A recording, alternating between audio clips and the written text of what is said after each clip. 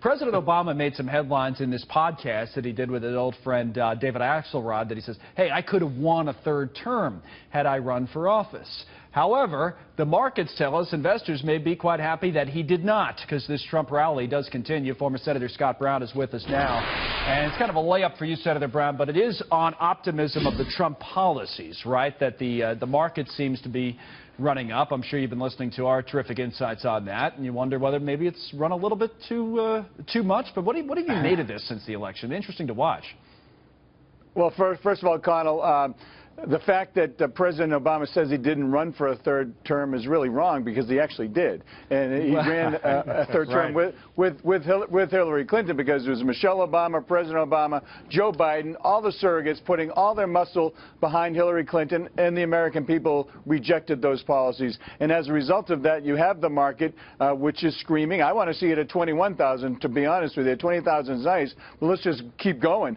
And the fact that there is a tremendous amount of confidence up there is because you're going to have a lack of tax certainty. You're going to have tax certainty. You're going to have a regulatory certainty. You're going to deal with Obamacare. You're going to make sure that we can repatriate all that offshore money. And there's the ability for those businesses to either recapitalize their companies or hire, grow, expand, and then changing the tax code. I mean, all the pieces are potentially in place. And here's the good news, Connell, and I know I'm rambling just a touch, but I want to thank Harry Reid for leaving us with really a great Christmas present, in that because he changed the Senate rules, all of these nominees that everyone's saying, boy, he or she's going to have a tough time, right, they're not. They can't even ask. Right? They can't even ask for their tax returns. They can't do anything. They can hold press conferences though, because all you need is 51. That's it. That is. When you change the rules, you think you're going to be helping out your own party, and sometimes, lo and behold, you help out somebody else's party that's taking place after. You know what? You bring up an interesting point, though, with Harry Reid going out. The incoming minority leader will be Senator Chuck Schumer. That's somebody who Donald Trump does have a personal relationship with, right? They're both from New York. The ability to cut deals there may add to your point that you're making about all these things. You know, lower taxes, fewer regulations, and lead to more spending in certain areas, right? Infrastructure and the like. Do you think they cut deals on those types of things? Yeah, listen, I'm not a big Chuck Schumer fan, but the good news is that he has an amazing opportunity to really work with the incoming president-elect. They do have a personal relationship. One thing I do know about Chuck Schumer is he is a deal maker, and he does want to make sure that the country moves forward. I thought the fact that he stood up against what this administration did with Israel showed a lot of guts, and I want to commend him for that.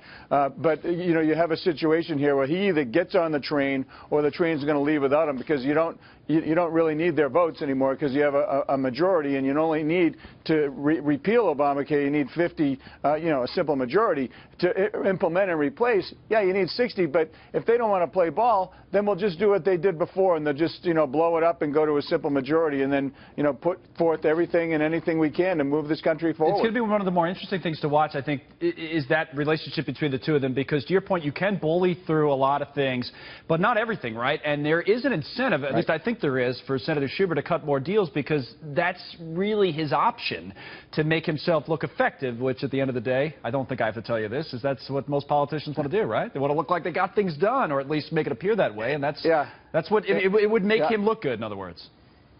And absolutely, and the fact that you have a tremendous amount of Democrats in this cycle up for a re-election, you could have actually a situation like it was when I first came in. The Republicans could have a supermajority because a lot of the states that the Democrats are in right now, Trump won by double digits.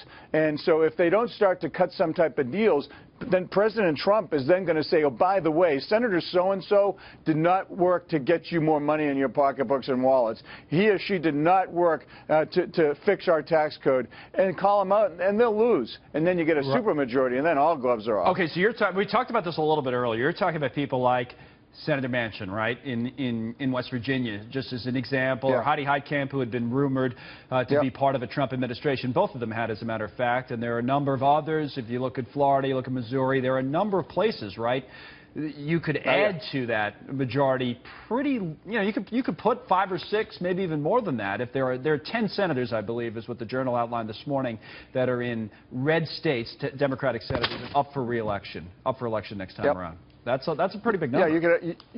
It's a very good number, and you have. Listen, I like Joe Manchin a lot. I think he's done a great job, and people like him. They like him inside and out. But bottom line is, he's got to, start to play a little bit more ball when it comes to this upcoming administration.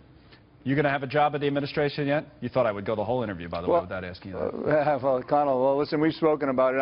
I'm honored to be in the mix. I spoke to them a few days ago. I'm in the mix for the head of the VA. Whoever they put has their work cut out for them. It's really, I think, the most difficult job, and I'm appreciative that he's taking his time trying to get it right. I mean, just before I let you go, that has taken a lot of time on that. He's moving a lot faster on everything else, right? What do you think what does that tell us? I mean, what is it when you talk to the extent that you can tell us, Mr. Trump or his transition team about that? Why so much back and forth on that particular position at the VA?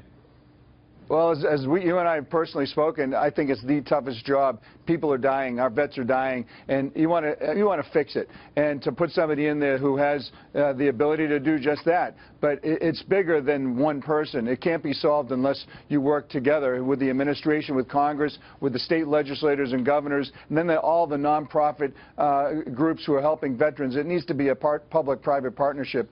And I hope he gets it right. I think it's important for our vets. And if it's not me, I'm going to work and do whatever I can. If it is, I hope to get that same reciprocity. All right, Senator Brown, it's always good to talk to you. Merry Christmas, Happy New Year. Talk to you again soon. Good to see you.